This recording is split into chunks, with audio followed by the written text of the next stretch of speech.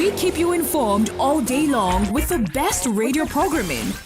From the morning crossfire with Sheriff to What's Up Lagos with Collins, Teke. On What's Up Lagos, let's go straight to the next story. And at noon, it's the sunny side with Joyce. Sunny side with Joyce. Let's talk hard facts with Sandra I will Ezekwesili. present a story the way that it was presented. Femi and the gang bring the game on with day-by-day accounts of magnificent moments in the world of football. And we also keep it live and dangerous with Daddy Freeze. And finally, the chat station. All for your listening pleasure. Your number one station for talk. 99.3 Nigeria Info. Let's talk. This is Morning Crossfire on 99.3 Nigeria Info.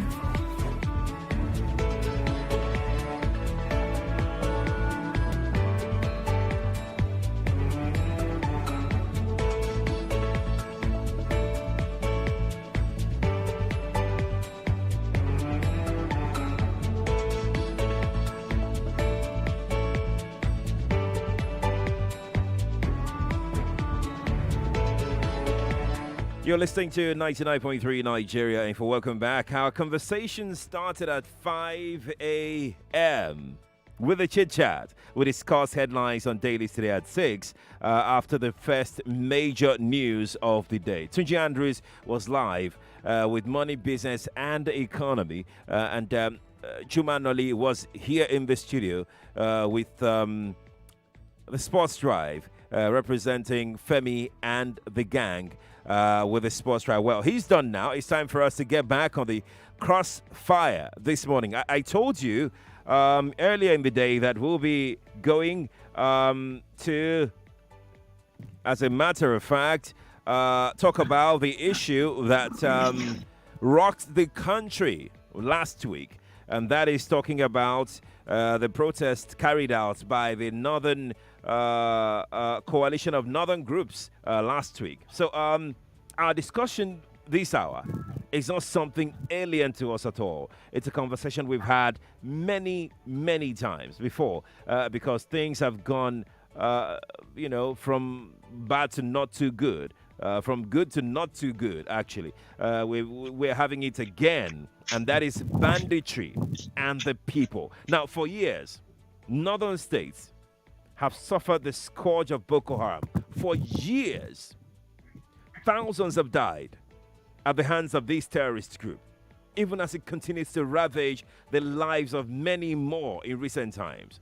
In March this year, it was reported that bandits killed at least 50 people in Kaduna. In recent weeks, dozens were killed in Katsina. In Taraba, earlier this month, a pastor and his pregnant wife were shot. An imam was killed alongside a local village head and several civilians as well in the course of intercommunal violence. A lot is happening.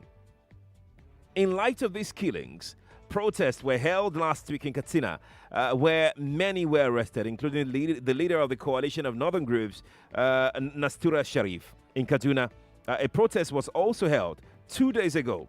Just 2 days ago. Now, joining us to discuss this is Dr. Mohammed Bello Nawaila, Director of ICT and for the Coalition of Northern Groups. He's a PhD. Dr. Nawaila, thank you so much for joining us this morning on the Crossfire. Thank you, Mr. Sharif. It's good to have you here. Good to be online with you also.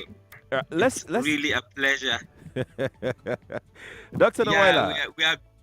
Yes, sir. Let's start. Yes, Mr. Sharif. Let's start this way. We've read the report and seen the feeds on social media. However, you know firsthand, you have the knowledge, you have the information, what we're talking about today. For the sake of many who might still be doubtful, just how bad are these killings? How bad are they?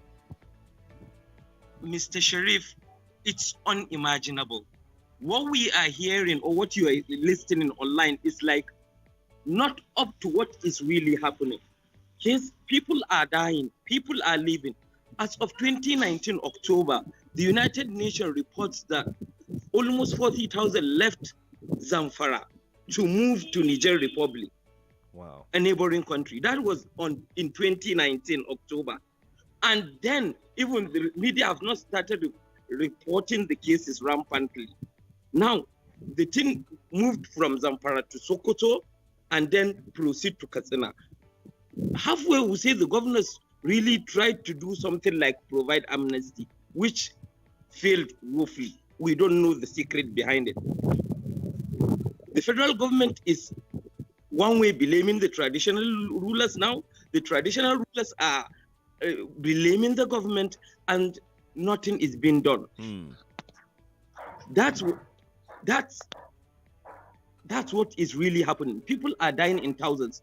And the worst part of it is when the report is coming out, right, you hear 45 people dead. Well, actually, it's like 50, 100 people dead. People have to vacate their cities. You can see now that they are situating IDPs in Katsina, like in Faskari local government, where people from rural areas are moving to primary schools. Right. We will say now, fortunately or unfortunately, what will happen when school resumes? Because the cities the villages are even primitive, with just one, maybe or two government schools, government primary schools and secondary schools, which have now been occupied by the IDPs. So a lot is happening in the northwest and the northeast. We will quickly get to the issue of blame game in a moment, but let's tell our third discussant on this program, which of course are the people. Let's tell them that they can watch you live right now on Facebook. If you like to join the conversation, please go to Facebook. That's facebook.com/Nigeria Info FM on Facebook, and you can see Dr. Nawaila. And of course, drop your comments there. You can also watch us live on YouTube. That's Nigeria Info 99.3. We are live right now on YouTube. You can see Dr. Nawaila on YouTube and drop your comments there. We're discussing. I'm asking this question, and I will put it to Dr. Nawaila in a moment. Can the North ever be rid of bandits? That is the question I want you to help profile or give an answer to this morning. If you're listening to us, you'll also be joining the conversation any moment now. Dr. Nawaila, let's go back a little to when this started. Do we have an exact moment? What do you think caused this? When did this start really? What we were saying is we are not, for instance, I want to explain this, but people might perceive you wrong, that you are trying to give cover to the bandits. What really happened is there are people in the villages that the government have not reached. They lack basic amenities, they lack schools, they lack education. Their only source of livelihood are two things. One, rearing of animals. The other one is farming, little farming. So most of them are Fulanis. What really transpired, as what we have been hearing, is that there has been serious cattle rustling in the area. And that's the only thing of hard and halves. That's his asset, that's his life.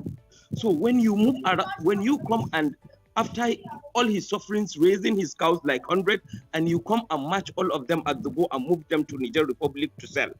He has nothing. So when someone has nothing, when you push someone to the wall, he pushed back. I'm not trying to justify what they are doing. But there is no justification. But that is where it started. When there is the rustling, government failed to interfere, failed to give them security. And if you go to these rural areas, there is no schools, there is no lights, there is no proper education. They are like destitute. Dr. Nawaila, it's also being said that this rustling could be political. Do you subscribe to this? I've heard your explanation as to why these people started banditry in the first place, because they were pushed to the wall. They used to be farmers, but what about the political side to it? Because we're hearing stories as to how these rustlers how these bandits got hold of weapons, because these weapons are not cheap to come by. For instance, last week there's report surfacing that one of the state legislators in Zamfara is providing arms to the bandits. You don't know how genuine it is, but that is what is surfacing. Maybe the police are checking it now, but the news surfaced that some a legislator is providing arms. Then there's a news that some traditional rulers are aiding the bandits. There are so many rumors coming out. But what do you know? What does the coalition of northern groups? What do you know? Where do you stand on this? We don't want to put blame. We are a non-governmental, non-profit organization.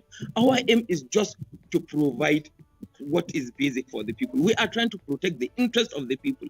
Where the guns come from is not our cup of tea. Where the gun is going is not our cup of tea. But people need to live and be free. The main aim of the government is to provide security to the people. But if we don't look at the crux, if we don't look at the origin, like you have rightly stated, that these people have been neglected by the government for so long, even when their livelihoods, their means of livelihood, were taken away from them, they still did not get anything. Yes. From the government, and then we're hearing the story of traditional rulers also being sympathetic to the plight of bandits. How true is this? Yeah, we do hear that, but at the same instance, you do hear traditional rulers being slaughtered by the bandits also. Right. You hear? So we don't know even what to believe. We are not entitled to go deep and investigate, because that's not our job. When you start going deep to investigate, now the police will start asking, why are you doing that? The DSS will come in. Why are you doing that? That's not your job. Maybe you have motives. Maybe you have interests. So what we put at the prime as our goal is just make sure this thing stopped. Right. You organized a protest. Tell us how that went, because we saw in the news that the leader of your group, our leader, Nastura Ashu Sharif, was arrested. Tell us exactly what happened. What transpired? I want to tell you from the onset. We have been meeting as the coalition to protect the northern interest. We are groups formed. We are a group formed from smaller groups put together as of 2016. The aim is to fight then to protect the interests of the North against Nnamdi Kanu. That was the basic thing that brought us together. After that, we now continue as a group, seeing the success it recorded. Now, what really transpired is people have been calling us, why are you not proactive in this case? People are dying. We were like, okay, the president actually come from that area. You should be informed of what is happening there as the president. Now, people keep calling, and we were like, okay, let's have a meeting and see what we can do. The only thing we can do is call the attention of the government. We wrote letters. We do a lot of things. We went on radios. We did all we can. So we were left with the only power we have, call the attention of the public to that area. Right. And the best way to call attention in Nigeria of government and public is this kind of peaceful protest.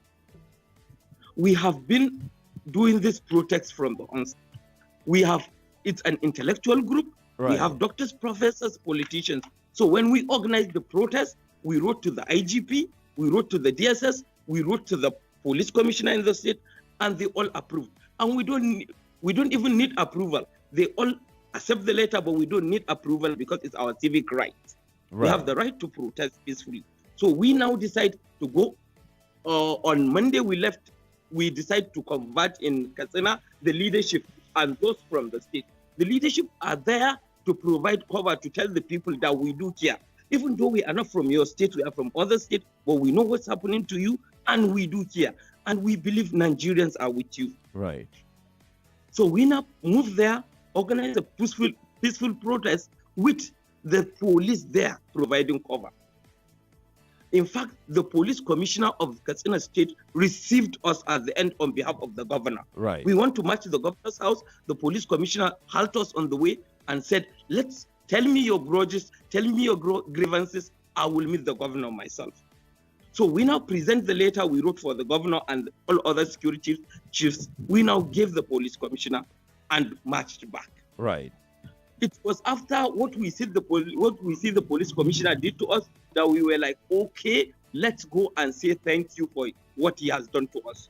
So we marched to his office to say, only the leadership, mind you, right, to show our appreciation.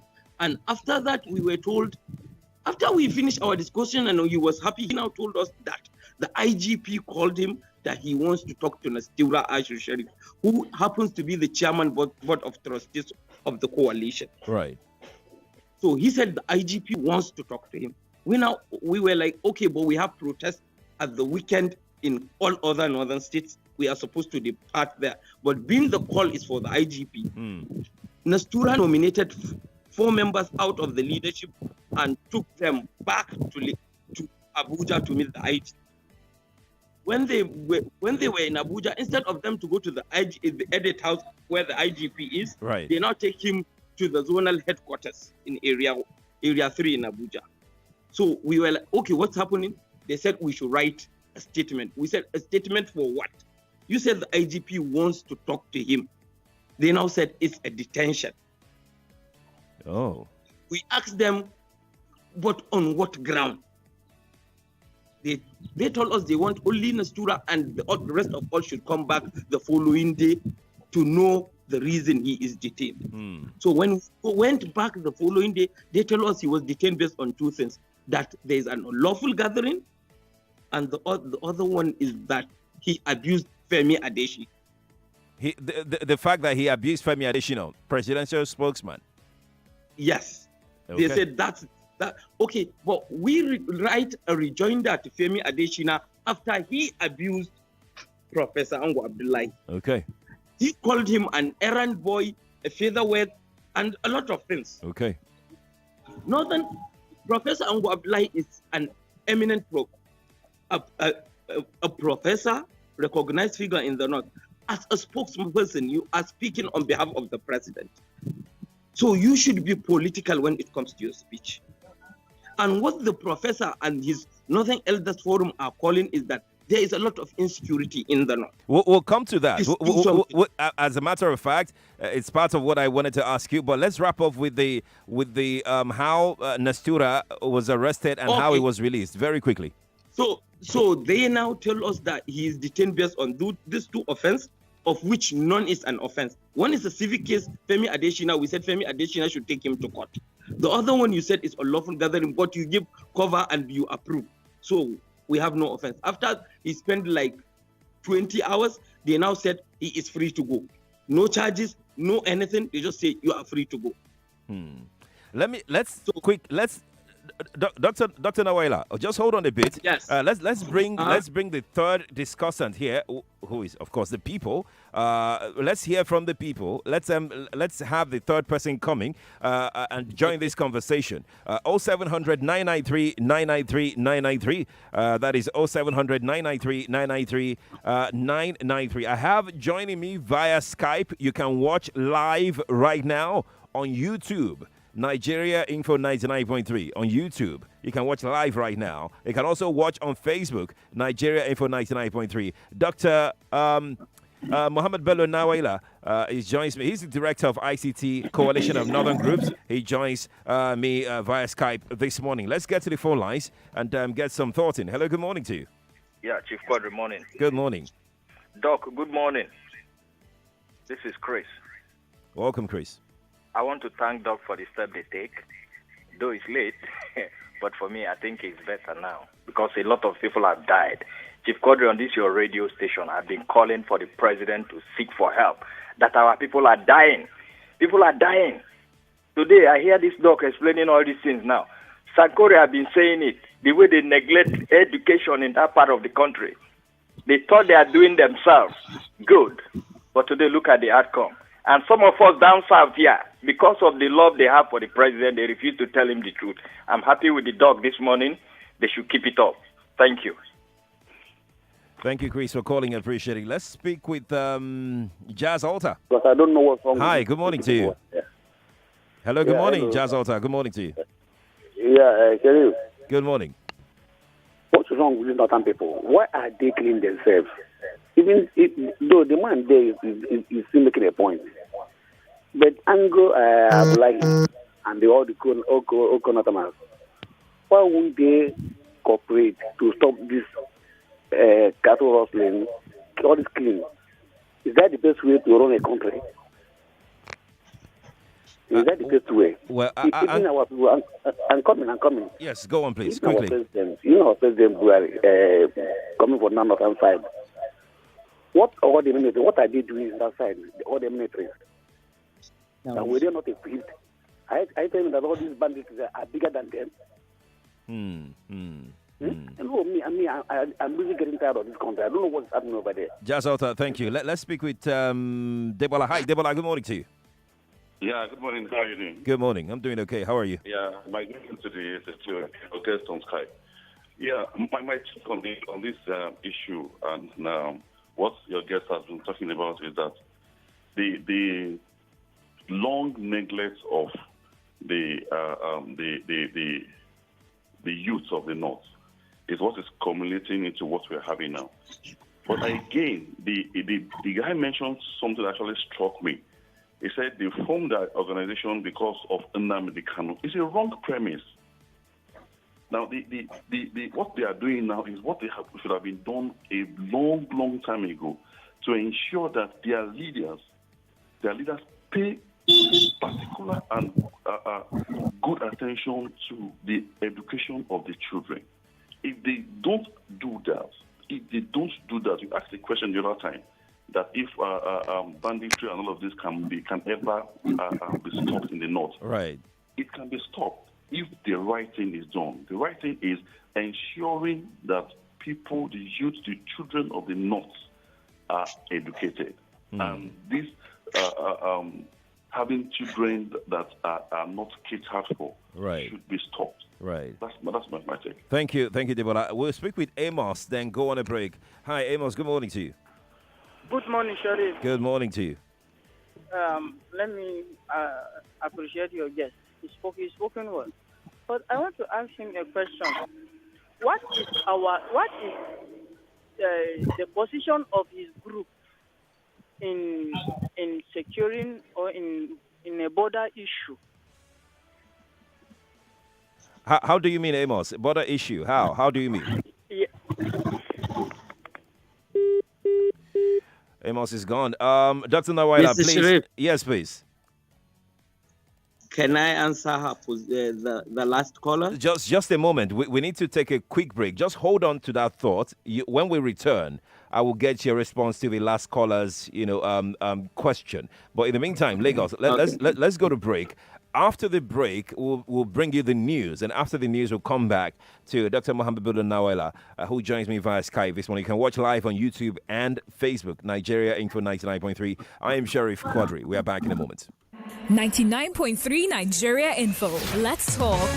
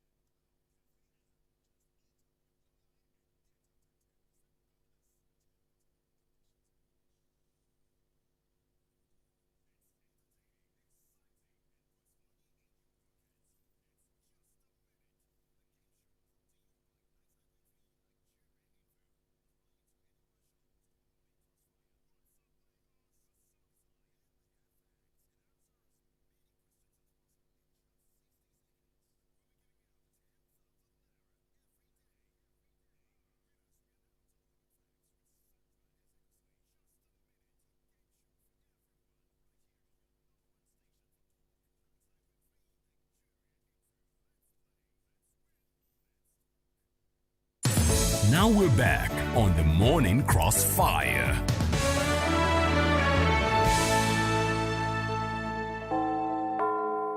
It's 8 o'clock.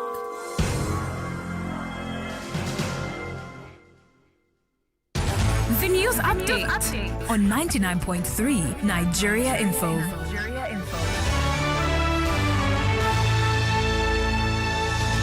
Resident doctors will be resuming work today after they called off their strike on Sunday. The strike was suspended after some of their demands were met. The president of the association, Aliyu Sakumba, says the decision would be reviewed next month. 2 persons have been confirmed dead after 2 petrol tankers went up in flames at the Kara Bridge end of the Lagos-Ibadan Expressway on Sunday. The accident also involved a natural gas truck and a cement truck.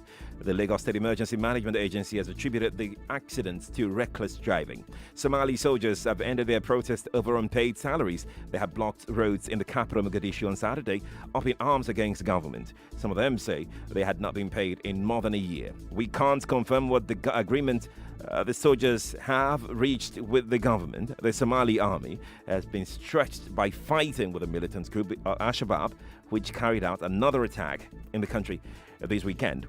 These are the stories we go for you on the news update. We're back to the Morning Crossfire. I'm Sheriff Quadry. Do stay here. Live from the heart of Victoria Island, you're listening to your number one station, 99.3 Nigeria Info.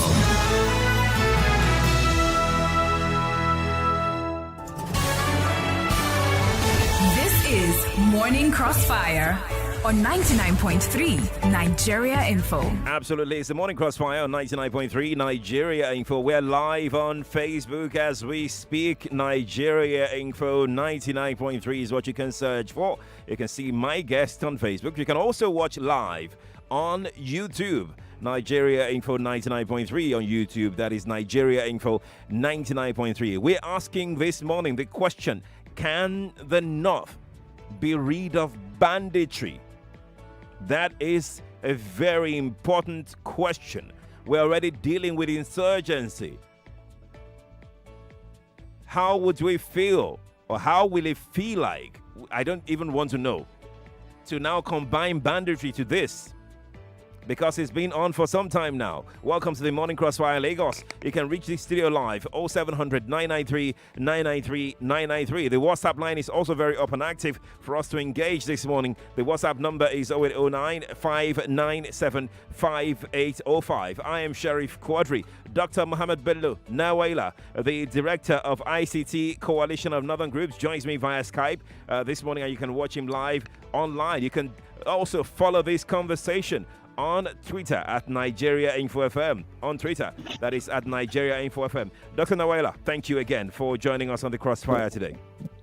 Thank you, Mr. Sharif. Now, let's begin with your reaction to the last caller who talked about what you are doing as regards border dispute. Okay, we are not even, I want to explain what we try to do with regard to the security. After Ometekun did the Northwest Security Initiative. Right. We now saw their initiative and applaud it. We now try to take that idea, move it to the north, where we have serious insecurity, customize it to suit our area. That's what we did, the Northern Security Initiative, that we codename Shege Kapasa. Okay. Which generate a lot of controversies. Some people like the Sultan and other people were abusing us because of the code name. Instead of them to see the initiative, customize it, assimilate it. Why do you think majority of your leaders went against your move to secure the Northern Territory, just the way Amotekun is doing in the Southwest? They saw it as a battle for power. Like what the Sultan clearly said. He said we are trying to wrestle power away from them. From who? Who are the them, Dr. Nawaila? Who are the them? I don't know. That's what Sultan said. Them. So I am quoting him verbatim. I don't want to put some words that he did not call. He said we are trying to wrestle power from them. So you can actually feel free to contact him and know who the them are. I don't know them. Mm-hmm.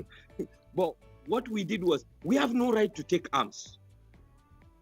We are just a bunch of school teachers, lecturers, little businessmen, all under the age of 45. So we now try to...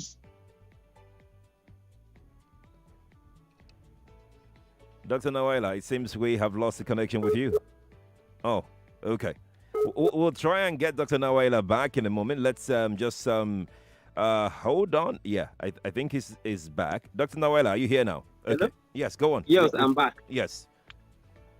So what we did was try to provide little security Right. and get an intel, work together with the police, just because the best source of information is the local people residing in the area. True. They have no trust with the police. They will not tell the police what is really transpiring because they are afraid somebody might come back to hunt them. Right. But they will tell us. We are civilians and they will tell us. Would you say, Dr. Nawaila, would you say that the northern elites are partly responsible for what is happening in the north today? You can't take away that, because as the elites, they need to provide some cover to the masses in their area. That's their job. That's why we have philanthropists all over the world. When you are rich, when you are powerful, you provide a shelter and security to the less privileged. That's part of your civic duty. So, directly or indirectly, they are part and parcel of the problem. Let's quickly extend this to the presidency. A lot of, one of the argument put forward by your group and other groups, for instance, the Northern Elders Forum, was the fact that President Muhammadu Buhari has failed the region. Do you subscribe to this assertion by the Northern Elders Forum? Yes, let me tell you one thing. I don't want to call name, maybe because the audience I'm targeting might get pissed off, but I will say it. In mid-July, there's a death in Ogun State. Both of us know a lady killed by bandits. Right. I don't want to start calling name, but it happened.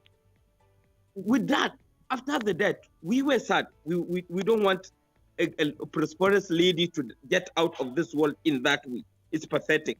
No, but what really transpired was the president has to send the vice president, the traditional rulers of Yoruba land, all of them gathered and showed their concern to the family.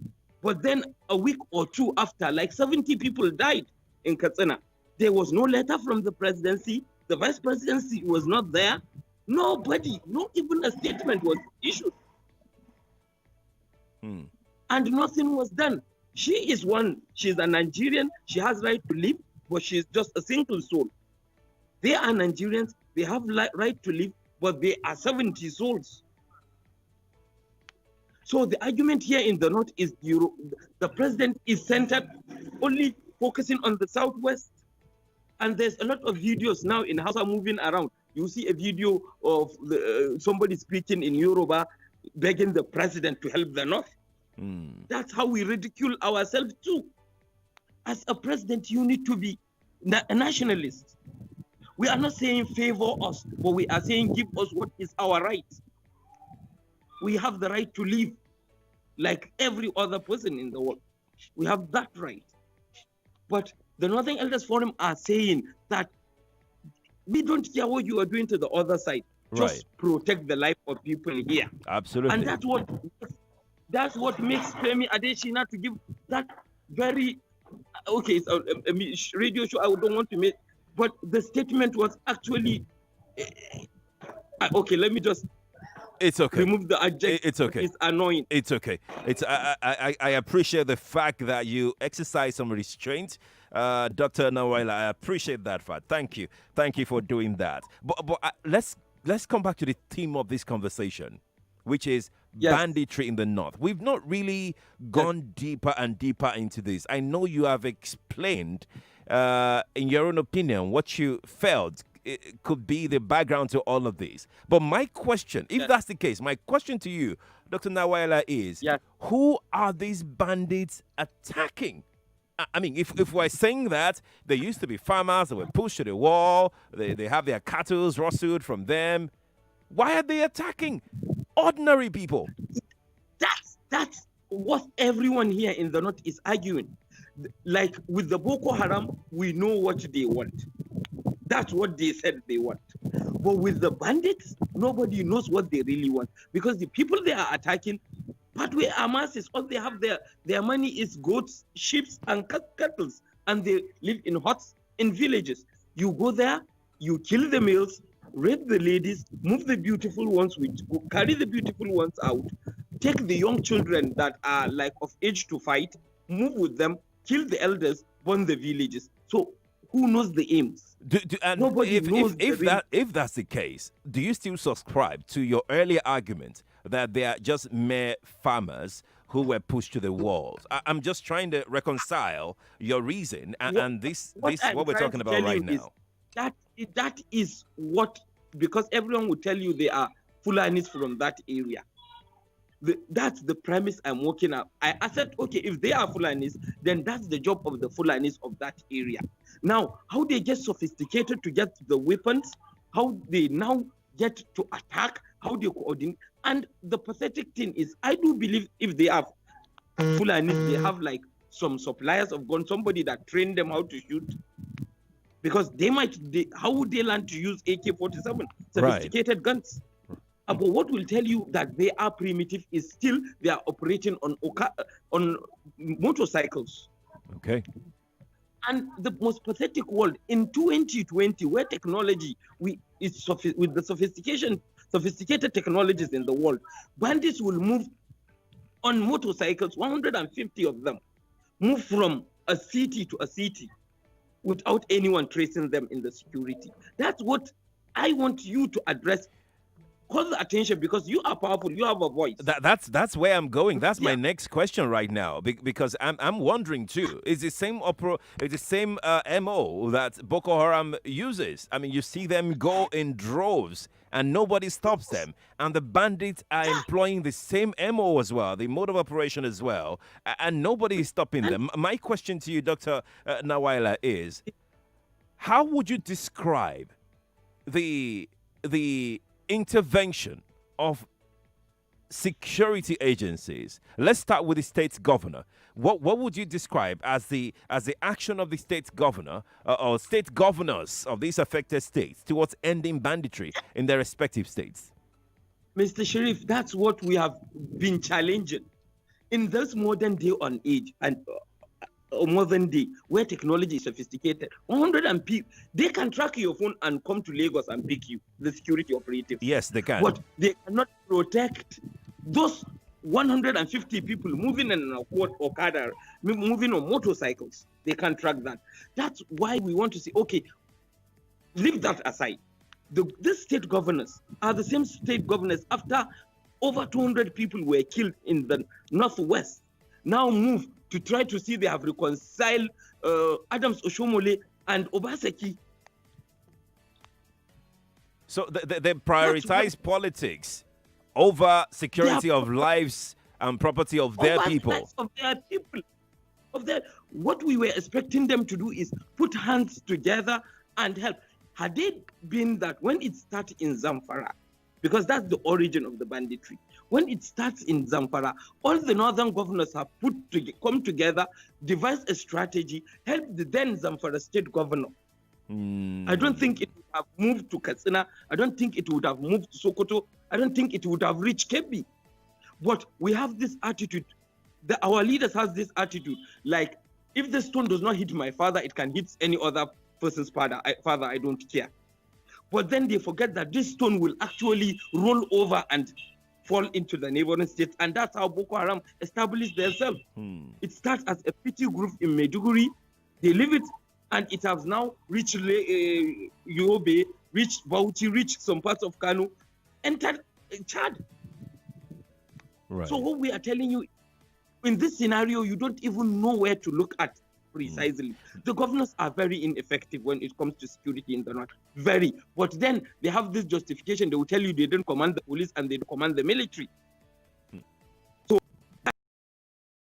So let's talk about who commands this. I mean, your group has been agitating, for security of lives and property of the northern people. Well, after your protest, it seemed the president, got wind of it, and the president succumbed to your protest, and he summoned the service chiefs to a meeting. And from the report we got, he was quite furious at them, and he gave them stern warning to end banditry in the northern part. Do you have confidence in what the service chiefs can do? We will tell you one thing, that the we were happy he did at least a move So you have to appreciate he has done a move. What I did not appreciate, or our coalition did not appreciate, is that you will not take your wife to a doctor. The doctor will kill her, maybe cut one of her kidneys unknowingly, and you warn the doctor that I will give you last warning. Don't cut the other kidney, continue the operation. That's not how it works. For instance, there was a security breach. That's what they report in the presidential villa. Right. And one gun was shot just last week. A gun was shot in the security villa, in the presidential villa. Right. And they said over 40 securities were sent out of the villa and new ones were brought. So why are the service chiefs still there?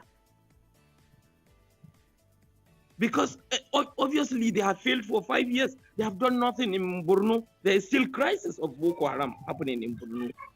And now, currently, this thing keeps increasing. It's not like the attacks are decreasing.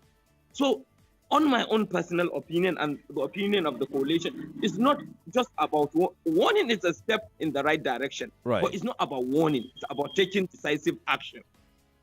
We have over 370,000 police, which is 1 to 400. The real ratio, according to United Nations, should be 1 to 450. But if you look at it, our securities are basically escorting the politicians, protecting the embassies, and just protecting the rich people. You go to a primitive village down here in Katsina or in Kano, in the villages, and you see no police officer there. And they were like 5,000, 10,000 people. But you see one person, a security, a politician moving with 10, 20 police officers. Why? Why does he need this much? If you can secure the country, you don't need to secure him personally. Just secure the country. He can move freely. So there's a lot of things, corrections. But one thing we really appreciate is when after our protest, we see a symbol that Nigeria can be one. We can have one united Nigeria. Because from the Enugu down to Port Harcourt, down to Lagos, everyone was supporting us in mass. That something needs to be done in this country. That's the very strong positive we get out of it. We have now started talking to our Yoruba counterparts, the Igbo counterparts. We have now started talking, okay, let's come together as youths and do something tangible. Right. Let's come together and work. Force these people to work for us. They are supposed to be working for us. As leaders, they are supposed to work. Dr. Nawaila, they were not supposed to. Let's take some thoughts from our third discussant, the people, and then I'll come back to you. Hold this question: can banditry, can the North be rid of banditry? Can banditry end in the North? That's the question I'm coming to you with. But let's take some thoughts in this morning. We have Jonathan joining us right now. Hi, Jonathan. Good morning to you. Yeah, Sheriff, how you doing? I'm doing okay. How you doing, Sheriff? I'm doing okay. Good morning. Yeah. Okay, I have some questions for your guest. Doctor, are you listening to me? I have some questions. Yes, I am. Number one, I am. Out of my questions, for how long have you been in this country recently? Now, number two, with what is happening to us in the North, are you as a person, are you surprised? Now, number three, how have you been addressing this particular northern issue before now? Does he have to get to banditry before he starts speaking? Those are my questions. For my own thoughts right now, I think what is happening to us in the north is basically parental issue. I'm sure you know, but I want to hear your perspective. If you in the north, all of you in the north, as 7-year-olds can leave his parents, father and mother, and leave that region to other parts of the country, how many kilometers away? And you don't ask of the children, then what is that? Why are we now surprised that something is happening in North? I think we shouldn't be surprised, but I want to hear your own perspective. How long are you in the same country? And what is happening to us in the North? Are you surprised? Please, let me answer this question. All right, Jonathan, thank you. Yes, go on, Dr. Nawaila, go on. One, he asked how long I've been in the country. I've been in the country for my entire 38 years, except for the time I went for my PhD, which is -3 years. So I've been in the country for, let's say, 36 years, 35 or 36 years, or thereabout. Okay. Now, his second question was, there's a crack I do not understand what he's trying to say. He said, "Are you surprised at what is?" He said, "Are you surprised at what is happening in the north right now? Are you surprised?" Yes, I am surprised. One, I am surprised, and another thing he asked is, does it take banditry for us to start talking? Yes. I want to take him back. We have talked about Boko Haram. We have protested on Boko Haram. Some of our members even walked to the United Nations in the US in New York to march and do protests on Boko Haram.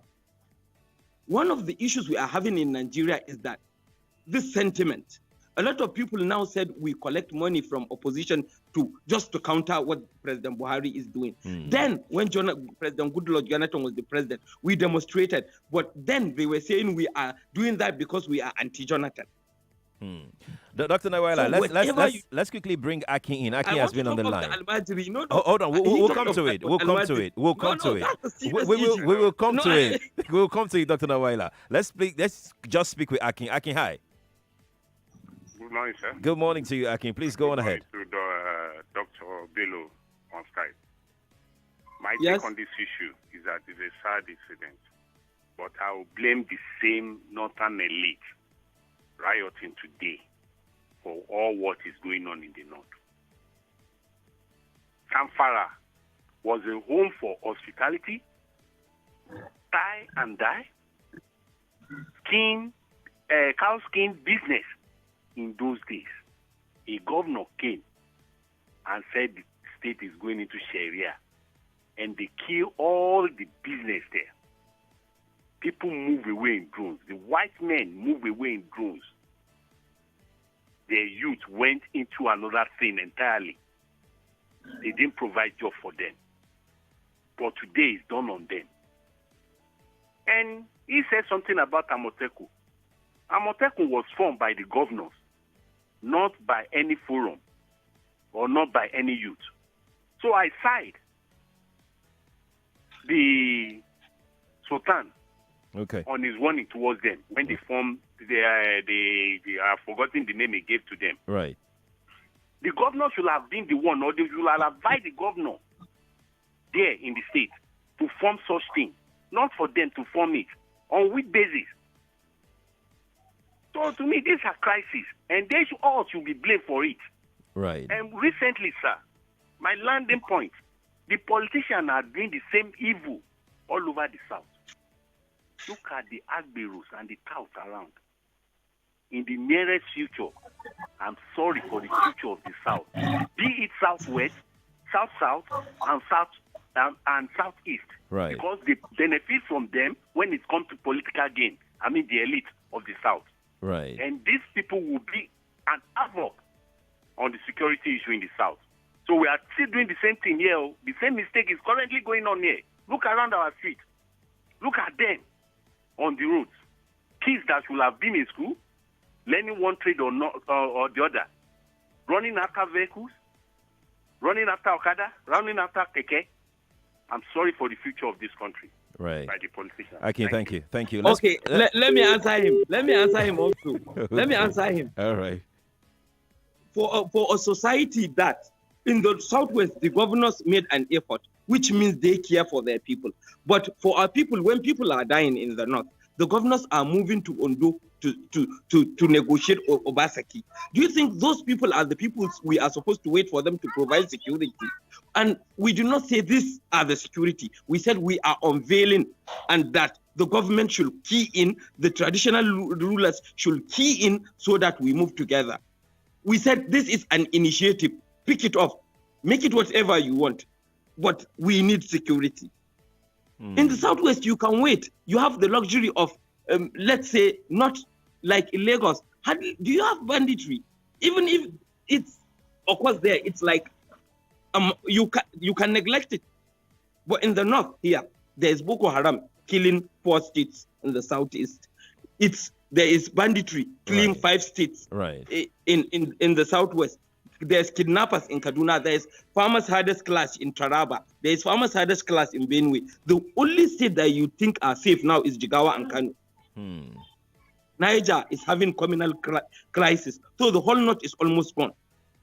You cannot tell us to wait with this. Another thing is that Almajiri issue I want to address. Yes, go on. Almajiri issue is a concept, a religious concept. We know how religion is to people. And the basic premise is that these people are brought to school to learn. It has been happening for thousands of years. And it has been happening in the north. Now, the question people need to ask is, why is it that in the previous years, there is no cases of banditry? Why is it that in the previous years, this same Almajiris has not been attacking people? I am sure when you grow up in Lagos, there is Almajiris that you can give them 1,000 naira to go and buy things for you and still come back with your change. You have met those kind of people. Right. But why is it that currently they have changed? That's what we need to check, whether the system is working on. But then there's Almajiri for 1,000 years, and there is no crisis, there's no Boko Haram, there's no nothing. It's currently, so when all people are pushing the blame to Almajiris, I almost sympathize with the people that think Almajiris are the reason behind this. Right.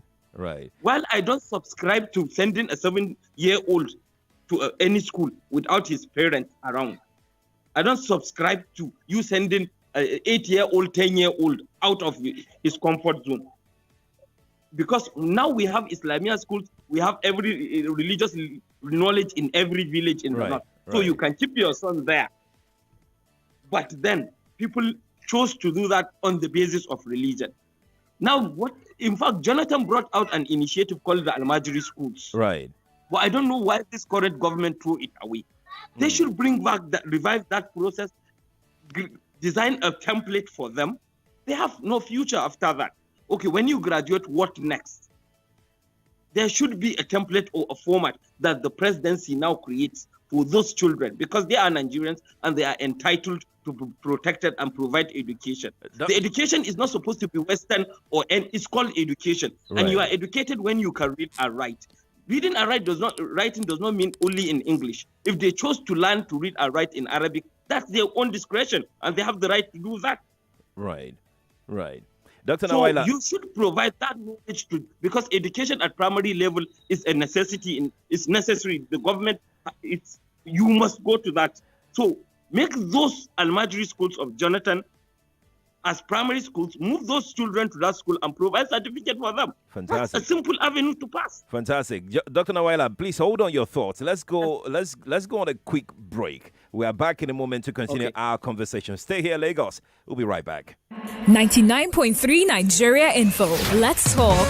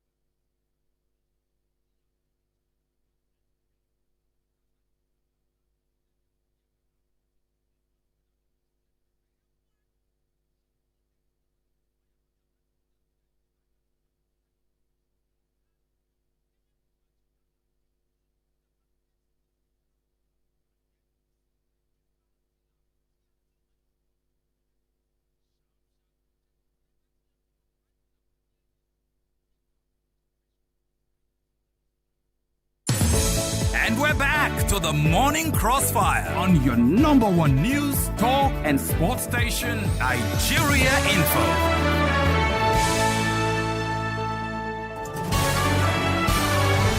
This is Morning Crossfire on 99.3 Nigeria Info. Absolutely, you're welcome if you are just joining us. It's 8:30 already. You've missed an hour of the show. We've got about 30 minutes more to go, but we need to wrap up with Dr. Nawaila any moment now. But in the meantime, you can listen live from our website, nigeriainfo.fm. We're streaming live right now on our website, nigeriainfo.fm. You can watch live on YouTube and Facebook. Just search for Nigeria Info 99.3 on these two platforms. On Facebook and YouTube, search for Nigeria Info 99.3, and you can watch live and drop your comment. I'll be taking comment from YouTube in a moment. I've got comments on Facebook as well, loads of them on Facebook, and I've got WhatsApp messages to read as well. So let's quickly start with WhatsApp messages that have come in. Hi, Sharif. Can the doctor explain why he sees Nnamdi Kanu as a threat that inspired the formation of his group? And does he still see Nnamdi Kanu as a threat? Mr. Jimmy extending that in. Let's see who we have here. Victor from Ogun State says, good morning, Sheriff. The issue of banditry can only stop when those in leadership position are ready to make it stop. The solution is in their hands. Don't be surprised to hear that your guest has been detained after the program. God help my country. Thank you. Thank you, too, for sending in your thoughts. I'll take one more, then go to Facebook. Let's see who we've got here. Onyekachi from Iba says, what is happening in the north is an example of a man whose house is burning. He's busy chasing rats. They were busy fighting Nnamdi Kanu while bandits were busy growing in the north. In the south, it is difficult for people from Cameroon and Benin Republic to enter the country, but that is not the same in the north. When they realize that Niger Republic and Chadians coming into the country are not coming to do them any good, Onyekachi from Iba sent that in. Let's go to Facebook quickly and take some thought from Facebook. Then we'll check out Twitter as well and back to the phone line. Rafiat Alani Oladigbolu on Facebook says, I'm happy that the northern youths have decided to take their destinies into their hands. The media in the south have consistently told their stories wrongly, but now I think we should stop sentiment. Rafiat sent that in. Chidi Sikaku on Facebook says, Northerners are using these means to make money for themselves. I don't know what you're saying there. Royal King says, is it that we don't have well-equipped what? Your message is not complete. Emmanuel Ame on Facebook says, it's a pity the North has gotten to this level. The elites in the northern and the northern politicians are responsible for this big setback. That's Emmanuel's message on Facebook. Go to Twitter very quickly. After Twitter, then we get back to the phone lines. Messages are in on Twitter, so let's take them. Let's take like 2 or 3 from Twitter, then we get back to our conversation here. Joy Forever on Twitter says, the truth has woken up. I was in the north late last year. I can tell you we are sitting on gunpowder. Doctor has said many things. How can bandits go in droves on bike and no one stop them? There is apparently security breakdown. Let me not sound like a broken record. Joy Forever sent that in. Ashiru Olayinka on Twitter says, what do these people really want with Buhari? We in the south thinks he's nepotistic person, while his kingsmen are feeling otherwise. Well, it tells you the burden of a president, right? Or of any leader, as a matter of fact. Yeah. So, Dr. Nawaila, it's 8:34 right now, right? And I need to get I need to get your last word. And my question is, can we ever end banditry in the north? Okay, in summary, I want to start by answering that asks us why we formed the union based on Nnamdi Kanu. Nnamdi Kanu has been doing his attacks. We don't care. Then he proceeds to abusing us and our religion. One thing we won't take is when you abuse our elders. Abuse the government, do whatever. That's you and the government. You have a right on the government. But when you start challenging our religion and our people, our elders, our parents will fight back. That's how the ethics and how we grow up in the north. The younger ones respect the elders. You can't come and start abusing us anyhow. We will not take it. And if Nnamdi Kanu will fight with the government, that's their own cup of tea. But when he starts attacking the north, we will fight back. For now, he's not attacking us. We are okay with him. He can fight for his people, fight for his right. That's his own cup of tea. Now, whether the north can get rid of banditry, I believe that anything that has been initiated or commenced can be stopped. But the question should be phrased in a way that, are we willing to end it? Like one said, how can some villagers, 150 villagers with AK-47 be born in cities and still be? We have militaries, like 217,000 military officers. We are rich. This country is not like it's poor.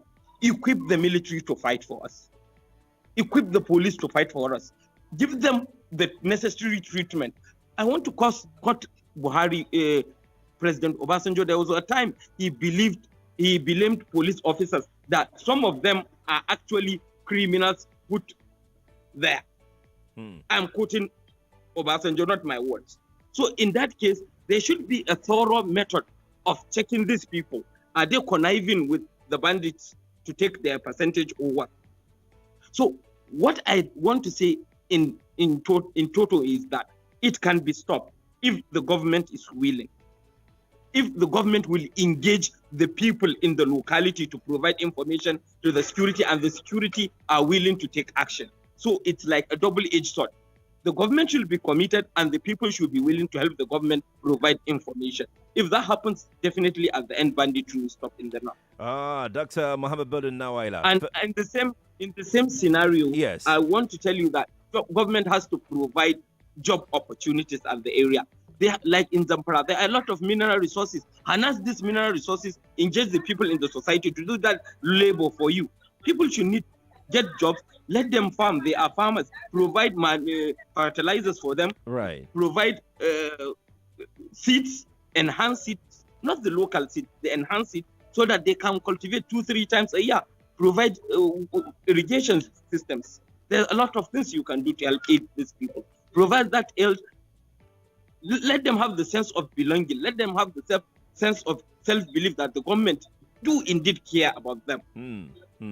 For now, when we did our protest, these people knew and have been calling us to thank us that they now believe that there are some people trying to protect their interests, that some people really care about what is happening. Right. And now when the Yorubas and the Igbos join, we are extremely happy. Dr. Nawaila, let's take some calls. Let's take some calls and get some thoughts in. Hello, good morning to you. Hello, Quadry, good morning. How Good morning. I'm doing okay. You have Comrade Akpan on the line. Welcome. Yes, I've listened to my brother there from the northern part of this country. He's our brother. The question I want to put across to him, what is the effort and effectiveness of security votes in the hands of the governors, not only their governors, even governors across board? They have their own peculiar problem there. When you also come to the south here, we have our own peculiar problem. But the only thing is that some problems are bigger and greater than some other ones based on culture and locations. Now, they were viewing something, oil well, the first oil well in Nigeria in the Bayelsa state as far back as 1957.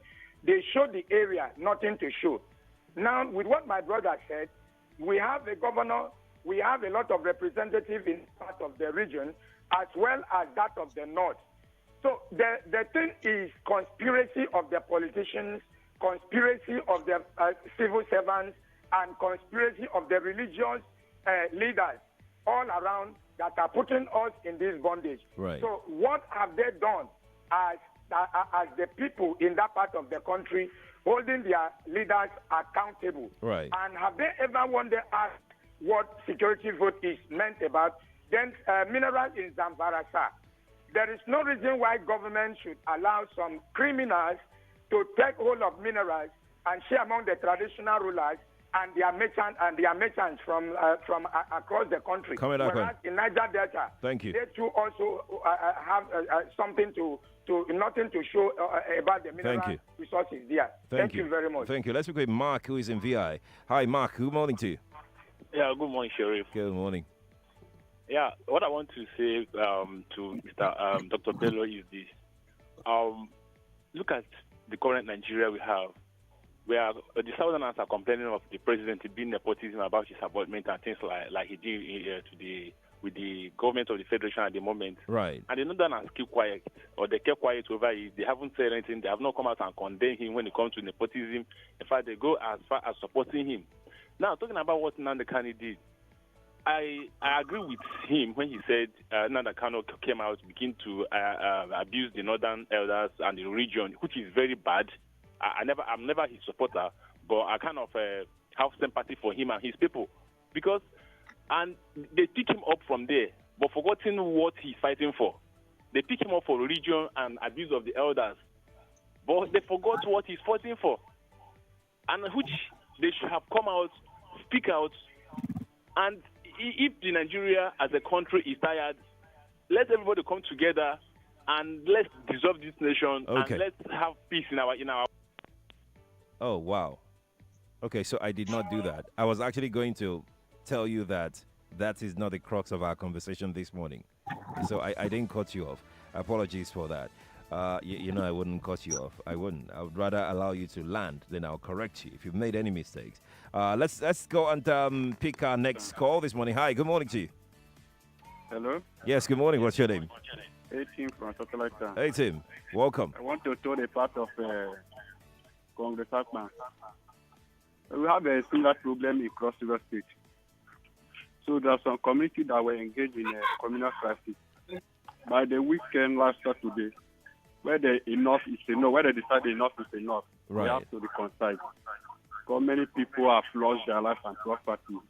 As a result of that, some people cannot access their farmland. So they know they created their own problem. Tim, I'm going to have to let you go. I mean, you know too well that you need to turn off your radio. Yeah. So if you don't turn off your radio, we cannot. There is no way we can have a conversation.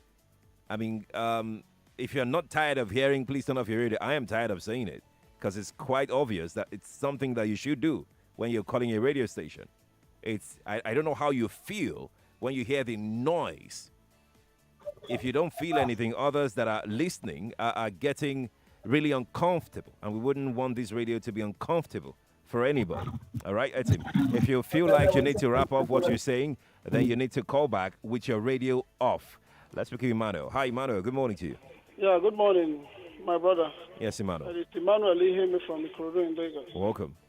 And good morning to your guests via Skype.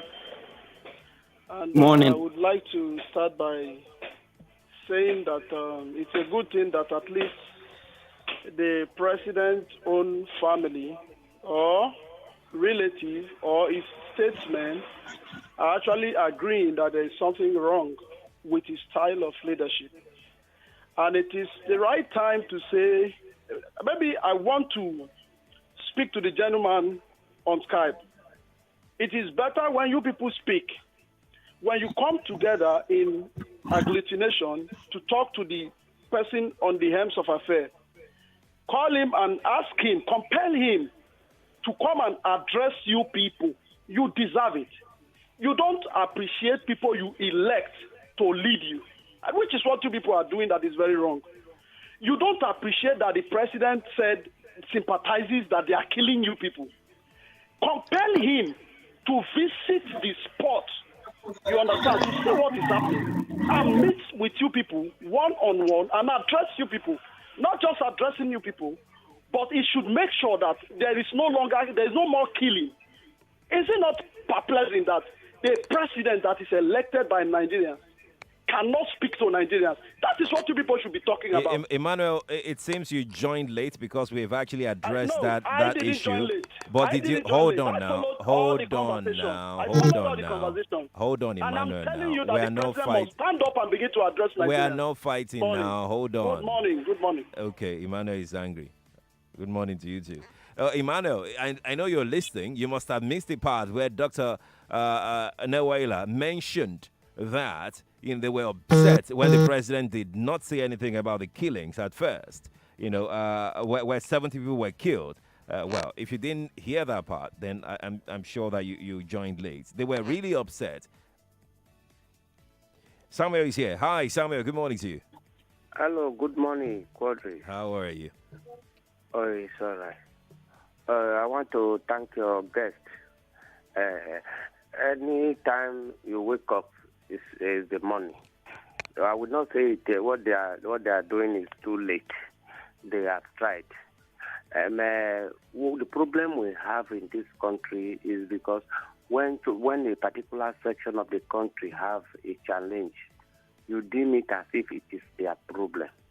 The North is suffering banditry now, and the South is at peace. The Southerners are not joining the protest. I expected all Nigerians to join the protest. The life of a human being cannot be created by human being. Wherever human beings are killed, whether in the South or in the North or in the South, and that is why we will need a president that will look at the whole country as his own country. Right. Either in appointment or in development. As long as you are leaving some people out, they will not support you, or they will not support their colleagues when they have a problem like this. Thank you. Thank you for talking to me. I appreciate it. Dr. Nawaila, I need to come to you very quickly right now to get your last word. What would your last word be on the show this morning? My last word, I will want to please ask you to one day call me. Let's talk about the IPOV issue and what we have done. Okay. I will really appreciate if we'll have a show on that, just to clear the air on that. I can't Another wait. thing is, somebody is telling us what we have done. We have wrote letters. We cannot come and pick the president from the villa and take him to Katsina. Who are we? So we have wrote, and for those that say we have never criticized the president, I am sure he has not come over our antecedents. A lot of people in the North are now saying we are pro-PDP, that we collect money from PDP. We have wrote multiple times criticizing the president. So as the Northern Elders Forum, I'm sure you as a reporter has come across a lot of our letters and the Northern Elders Forum letters criticizing the president. So with regard to banditry, my hope and my prayers is that the government will face this judicially and tackle this issue, because if it starts in Zamfara and has now spread to 4 states, it will reach everyone in the country. So they should, or at least we should come together as one Nigeria and fight this issue. It's not just a northern issue, it's a national issue. Because insecurity, when it affects one state and we lay low and just let them face it, it will reach our state at the tail end. A clear example is that now it has reached Katsina and Sokoto. Who knows where it will land next? So let's come together, united, and fight this together. Thank you. Dr. Mohammed Bello Nawaila, thank you so much for joining us on the Morning Crossfire today.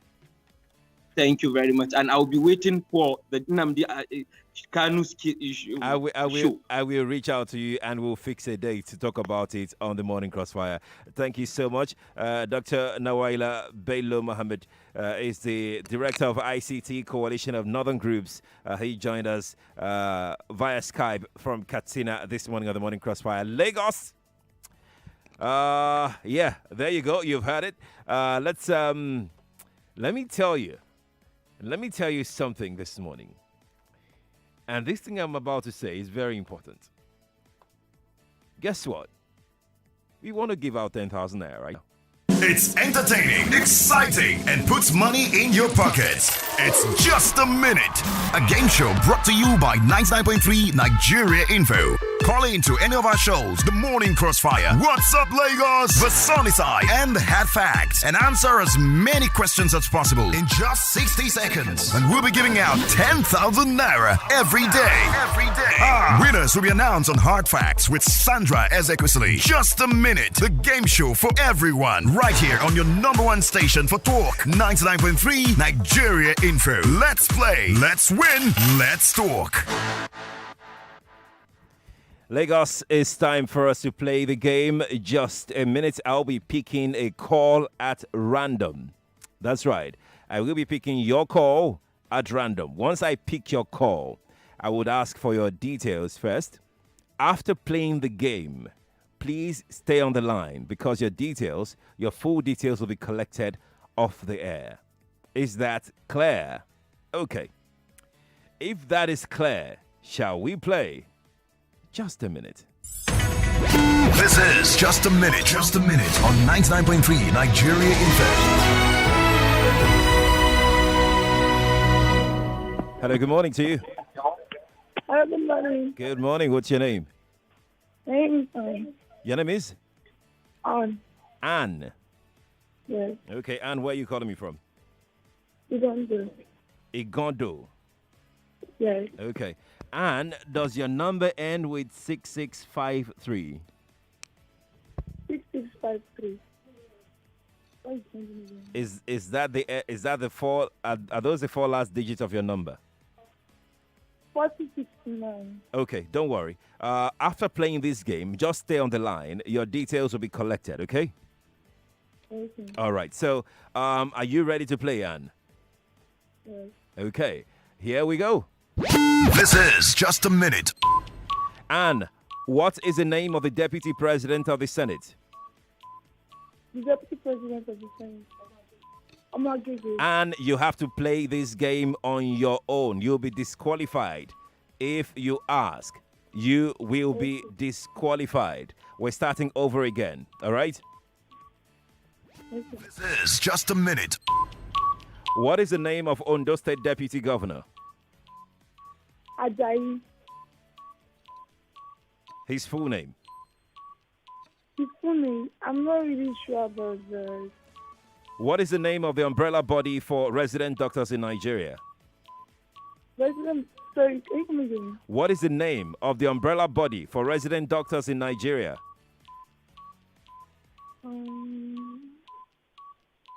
NCDC. Who is Ogun State Governor? Ogun State Governor. Hello? Yes. Sorry, can you repeat the question? Who is Ogun State Governor? I don't know, sir. Nigeria has how many states? 36. What time does the morning crossfire start? 5. Okay. Anne, you got 2 questions correctly. Oh, and Anne is gone. Okay. So I have your number. Anne, hopefully, we'll get your details. There you go, Lagos. We have played Just a Minute. Our caller, Anne, got 2 questions correctly. Alrighty. So this is what we're going to do. We are going to go on a quick break. When we return, I will try as much as possible to take as many messages as possible concerning the conversation this morning. Stay here. It's entertaining, exciting, and puts money in your pockets. It's Just a Minute, a game show brought to you by 99.3 Nigeria Info. Call into any of our shows, The Morning Crossfire, What's Up Lagos, The Sunny Side, and Hat Facts, and answer as many questions as possible in just 60 seconds. And we'll be giving out 10,000 naira every day. Winners will be announced on Hard Facts with Sandra Ezekwesili. Just a Minute, the game show for everyone, right here on your number 1 station for talk, 99.3 Nigeria Info. Let's play, let's win, let's talk. The Morning Crossfire with Sheriff. Tell me. I left my family to go and marry this lady. I paid money to bring her to my house. What else do you think you can offer me? Did you marry because of sex? Is that why you married? Yes. The woman should not say, I'm not ready. What if she says she's not ready? When she says she's not ready, then he's inviting trouble. Which means the man can go outside. But at least she will not be raped by her husband, right? Yes. Yes. Good. Join Sheriff Quadry on the Morning Crossfire every weekday from 5 a.m. to 9 a.m. on your number 1 station for talk, 99.3 Nigeria Info. Let's talk.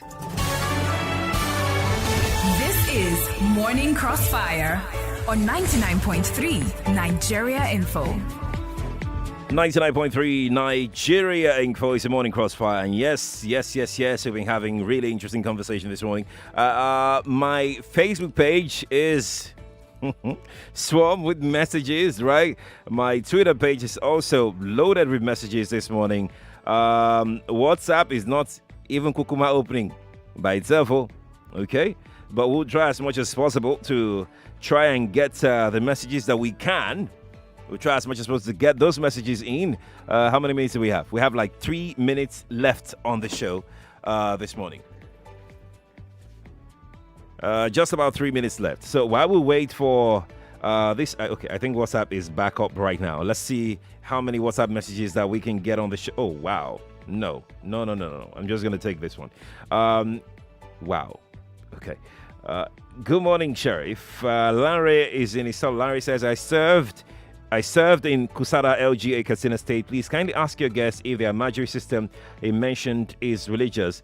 If the same system is practiced in Saudi Arabia, which is considered as the Holy Land, this Majori system is a great deal and contributes a lot in the unrest happening in the north. Let's see who else we've got here. When a country grew more gangsters instead of growing them morally, the end will be devastated.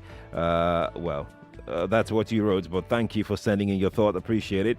Let's see another message here on WhatsApp. I think you should ask the current speaker on your program on the discuss about a Majori, what the governors in the north are doing to socially. We've addressed that. Let's quickly move on to another one. Let's see. Good morning. The breakdown of family units is the major reason for insecurity in the north. Bayo from Sulere sent that in. Bayo, thank you for your message. I'm going to go to Facebook quickly and take a thought from Facebook. One comment or two from Facebook because of time. Bashir Wahab Moyolua on Facebook says, in this our age, a Majori system would not help. It would only breed banditry and hooliganism. Jude James says, no, nobody is coming together. The elites know it too well, or that we are very divided to come together. I'm sure if this protest is coming from south, the north will call it whalers. So in this Buhari's regime, the north has created two camps, the whaler camp and the jailer. Godwin Jiga on Facebook says we should take example from what is happening in the USA. Someone was killed, all the country came out to protest, but back here we feel because it has not reached us, we are okay. Don't blame it on okay. Let's stop there. Godwin Ijiga, thank you for your message. Appreciate it. All right. So, Lagos, this is the march. This is how far we'll be able to go on the Morning Crossfire today. Thank you all for being a part of it. And by the way, Morning Crossfire starts at 5 a.m. So you can join the conversation. We actually start heated conversations at 5 a.m. I mean, that's how early we wake up. 5 a.m. We begin this conversation at 5 a.m. So you should join us, as a matter of fact. It's very important. Follow us on Twitter at Nigeria Info FM. You can track all the conversations we're having on Twitter at Nigeria Info FM. We're also live on Facebook and YouTube. We're live. We're stream video there. Clear, clean video feed coming to you on those platforms. Just search for Nigeria Info 99.3 on those platforms. Many thanks to my team who put this together. I will be back tomorrow at 5. In the meantime, Collins Teke will be in here any moment now for What's Up Lagos. He has a very interesting package, for you Lagos today. In the meantime, you can follow me on Twitter at Sheriff Quadry on Twitter. Same goes for Instagram as well at Sheriff Quadry. Let's continue our conversation there. Do you have a fantastic day? And bye for now. 99.3 Nigeria Info. Let's talk.